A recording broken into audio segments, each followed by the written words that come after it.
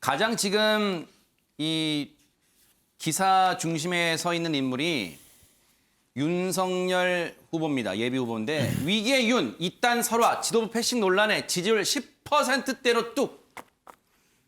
여론조사가 시작되고 나서 윤석열 예비 후보가 20% 아래로 떨어진 게 처음이라고 하는데 최민희 의원님 보시기에는 뭐 여러 가지 원인이 있겠습니다만 뭐라고 좀 진단해 볼까요?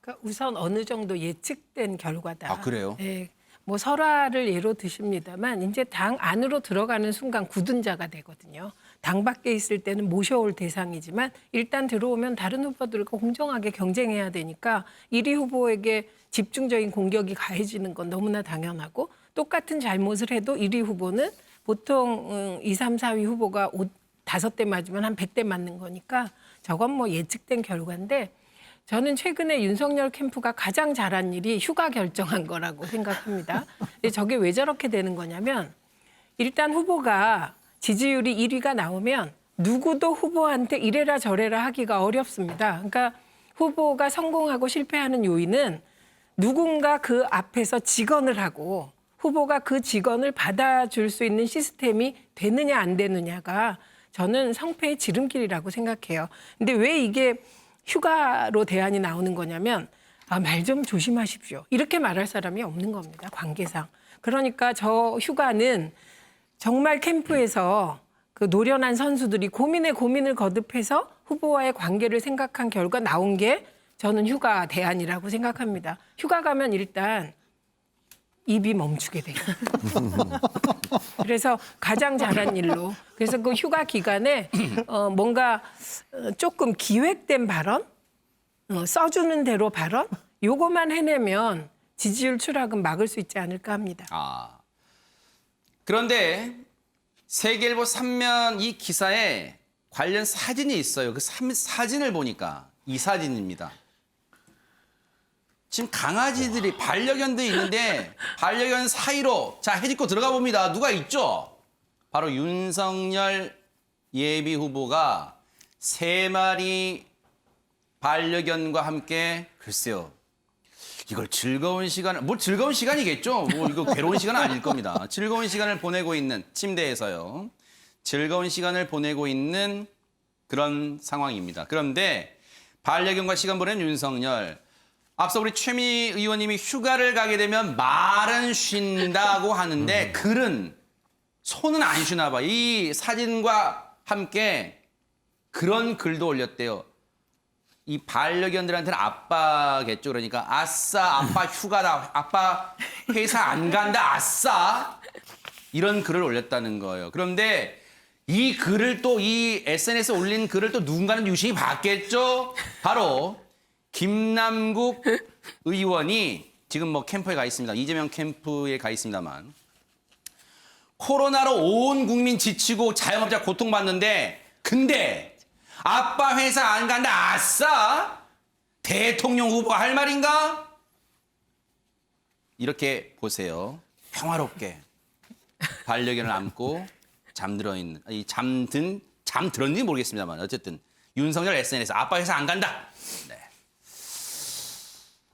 자, 민현주 의원님께 먼저 여쭤보고 우리 문희철 평론가님 발언 신청하셨으니까 들어볼게요. 일단 시청자분들 또 국민분들은 네. 대선이 코앞인데 대선 예비 후보가 휴가를 간다. 이것도 참 이채롭게 다가왔을 것 같습니다.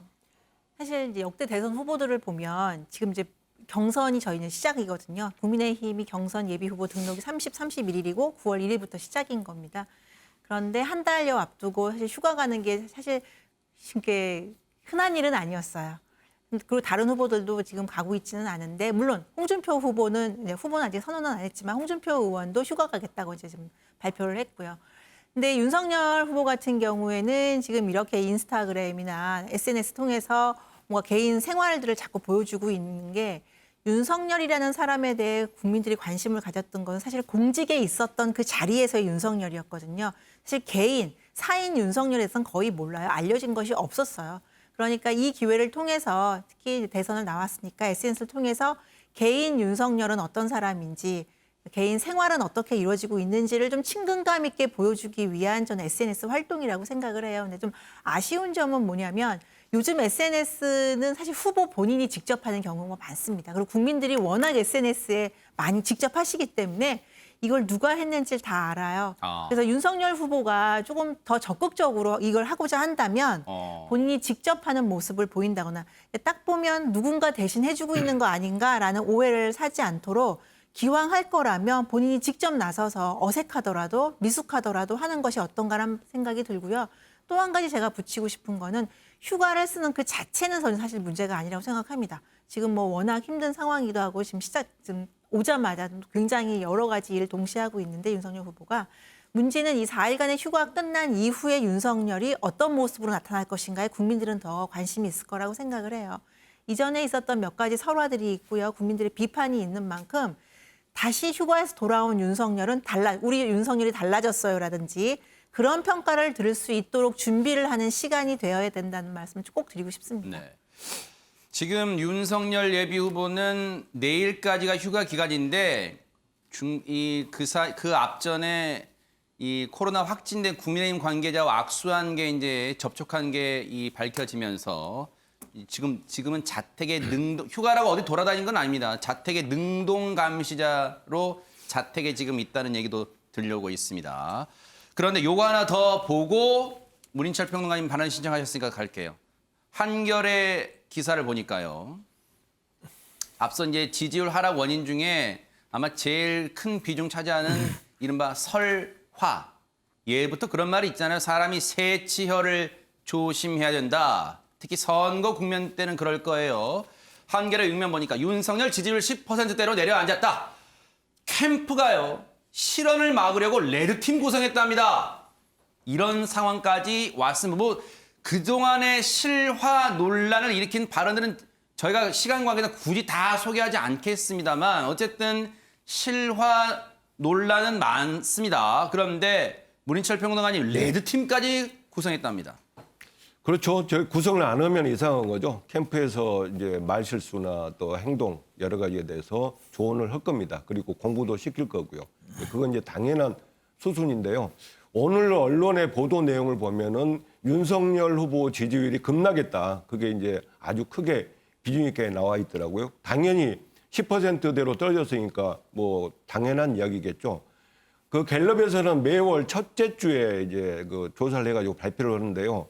그 이재명 지사는 지난달에는 그 26%에다가 25%, 1%포인트 하락한 25%고 윤석열 후보는 무려 6%포인트나 하락한 19%가 되었습니다. 그래서 1등은 이재명, 2등은 윤석열 이렇게 나오는데 실제 또 다른 무서운 1등이 있습니다. 혹시 아십니까?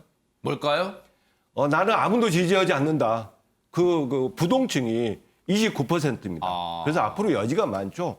그 1등 이재명 지사가 25%인데 나는 아무도 지지하지 않는다가 29%니까 앞으로 전개된 상황에 따라서 또 얼마나 그 많은 변동이 있을까 이제 예상해 보고요. 네. 그리고 왜 이렇게 윤석열 그 후보가 지지율이 많이 빠졌을까 이렇게 봤더니 네. 국민의힘 지지층에서 엄청 빠졌어요. 그 전체적으로 6%포인트가 빠졌지만 국민의힘 지지층에서는 입당하기 전에는 60% 지지율을 받았는데 무려 9%포인트나 빠진 51%로 하락을 했습니다. 그러니까 국민의힘 지지층에서 윤석열 너 이렇게 그 말실수를 많이 하고 여러 가지 구설수에 올라 이제 그런 것이 못마땅했겠죠. 그리고 윤석열 후보는요. 국민의힘 원래 있던 사람이 아닙니다. 외부에서 들어온 사람입니다. 그런데 들어오실 때 모습이 그 어떤 당직자들이나 또는 그 당원들이 볼 때 저거 좀 겸손하지 못한 거 아닌가? 왜 이렇게 당대표를 조금 무시하지? 그런 부분에 좀 마음이 상해서 좀 정신 좀 차려라. 당을 무시하지 말아라. 당대표가 어리다게도 해서 함부로 하지 말아라는 경고를 내린 게 아닌가. 그런 생각을 하고요. 지금 집에 그 댁에 계시는데 그러한 생들은 많은 고민을 해보고 행동으로 좀 바뀌어주길 기대합니다. 네. 그런데 윤석열 후보 개인의 설화 리스크만 있는 게 아니라 글쎄요. 이 윤석열 후보와 가까운 인사들의 발언도 지금 논란을 낳고 있습니다. 매일경제 오면 보니까 그 기사가 있어요. 그 내용이 있습니다. 유는 돌고래, 다른 후보는 멸치. 야당의 개파 갈등이 점입 가경이다. 이거 누가 얘기했는가 볼게요. 친윤 정진석 의원의 비유 발언이 논란을 일으키고 있습니다. 가두리에선, 우리 가두리 양식장이라는 말 쓰잖아요. 가두리에선 큰 물고기가 못 자란다. 초선 의원들은 반발합니다. 당 후보를 깔아 뭉개는 발언이다. 유용하 교수님. 아마 지금의 흐름으로 봤을 때는 국민의힘에서는 윤석열 전 총장을 후보로 만들려고 하는 어떤 자기적인 노력들이 계속 가해질 것 같아요. 그거는 윤석열이라는 이미지가 현재 반민 문재인 전선의 최전선에 있고, 그리고 상당한 여태까지의 그 어떤 신망이라든가 어떤 자기 존재 자체를 위협받고 있다고 생각하는 이 지지층들이죠. 그러나 상당히 열성 지지층들이 대신해서 윤석열이라는 사람을 통해서 정권 개최를 하려는 열망이 워낙 강해요. 그것이 뭐 15%에서 19%까지 가겠죠. 그 사람들이 예를 들면 윤석열 후보를 강하게 밀고 있기 때문에, 그렇기 때문에 아마 국민의힘의 주류 세력들은 윤석열 후보를 계속해서 어떻게 하든지 맷집을 강화시켜서 데리고 가려고 하는 그러한 자기적인 노력이 있지 않냐 생각이 듭니다. 그래서 저런 발언들이 나오는 거라 생각이 드는데, 근데 앞서 이제 최민희 의원님이나 민현주 의원님은 휴가 갔다 오면은 윤석열 후보가 좀 바뀌지 않겠냐 그러는데, 저는 바탕이 드러났다고 생각합니다. 이제 윤석열 전 총장한테 미안한 얘기지만 그건 어쩔 수가 없어요. 그렇게 살아오신 분이기 때문에. 그래서 스스로 지금 원래 출마 선언할 때 상식과 공정이라고 얘기했었잖아요. 그게 다 무너졌습니다.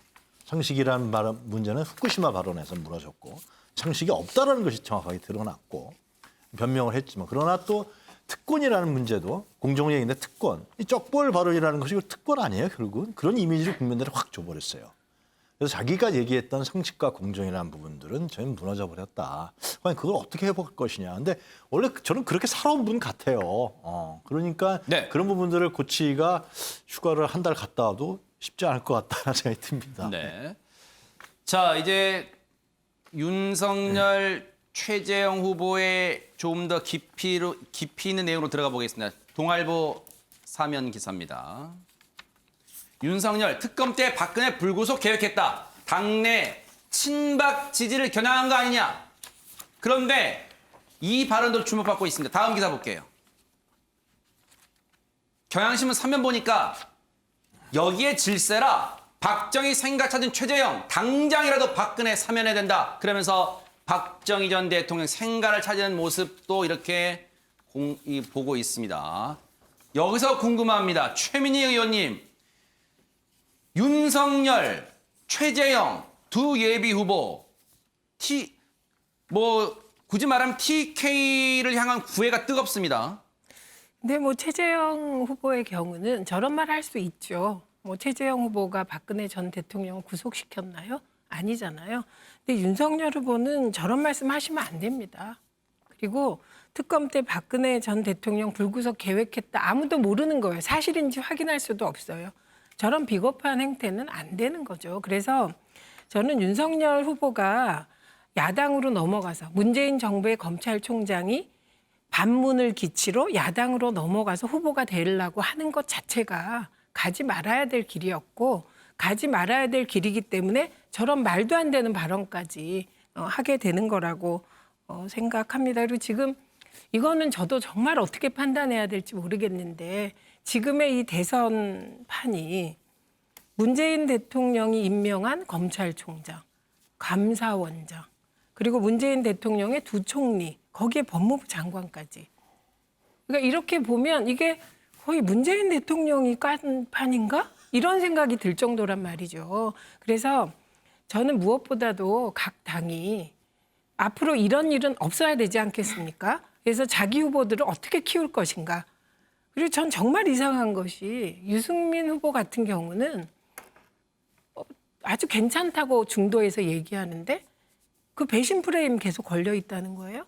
그런데 윤석열 후보는 박근혜 전 대통령뿐만 아니라 이명박 전 대통령까지 수사해서 구속시키는데 관여한 분인데, 그분이 괜찮은 이걸 어떻게 이해할 수 있을까? 이 정치판의 이 미묘함을. 예, 그래서 이 부분은 윤석열 후보가 가지 않아야 될 길을 갔기 때문에 앞으로도 이 비슷한 좀 앞뒤가 안 맞는 발언은 계속될 거라고 봅니다. 네.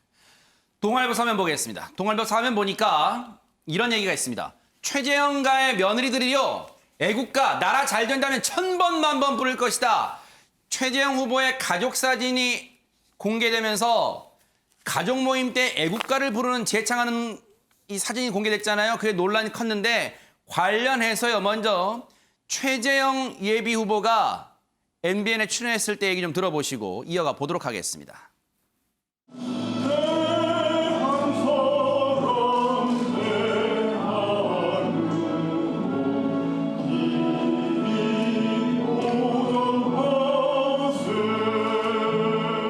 제가 애국가를 부를 때마다 그 가사에 제 마음이 감동이 돼서 예, 가족 저절로 모임할 그렇게 때도 됩니다. 그렇게 4절까지 부르신다고 들었습니다. 맞습니까?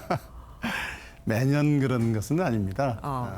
1년에 한 번 설날에 예, 예. 모일 때 4절까지 부르고 시작하긴 합니다만은 예. 한 몇 년 전부터 그렇게 하고 있습니다. 저희 아버님께서 이 나라를 사랑하는 마음으로 애국가를 끝까지 다 부르자 그렇게 해서 시작하게 됐죠. 전체주의는 아니죠. 나라 사랑하는 거하고 전체주의하고 그게 결이 다른 말씀 아닙니까? 저희 집안 며느리들은 기꺼이 참석하고 또 아주 같은 마음으로 애국가 열창했습니다. 민현주 의원님께 마지막 여쭤봐야겠어요. 이 부분은 글쎄 많이 관심이 뜨거웠습니다. 어떻게 봐야 네. 됩니까? 저는 뭐 그 최재형 후보죠. 최재형 후보의 개인적인 그 소신이고 그리고 그 가족이 가지고 있는 가치관이고 문화라면 저는 이거에 대해서는 굳이 비판할 필요는 없다고 생각을 해요. 다만 이제 일반 국민들이 보시기에 우리들과 조금 다른 문화를 가지고 있고 혹시라도 보여주기식 아니었냐. 대선 출마를 하게 되니까 이것들이 일부러 급조와서 만들어진 모습 아니었냐라는 그런 것 때문에 약간의 비판이나 서로가 있는 건데요. 최재형 후보가 이제 보여주는 것처럼 과거에도 이랬고 우리 문화는 이렇게 지속되고 있다라고 했기 때문에 저는 이게 그냥 뭐 하나의 에피소드로 지나갈 수 있는 부분이지 이거에 대해서 무슨 전체주의적인 사고방식을 갖고 있다고 비판할 점은 아니라고 생각합니다. 네. 네. 어쨌든 시간이 갈수록 각 후보들의 개인적인 면도 많이 부각될 것 같다 이런 생각도 해봅니다. 아침의 매경제 여기서 마치겠습니다. 함께해 주신 여러분 고맙습니다.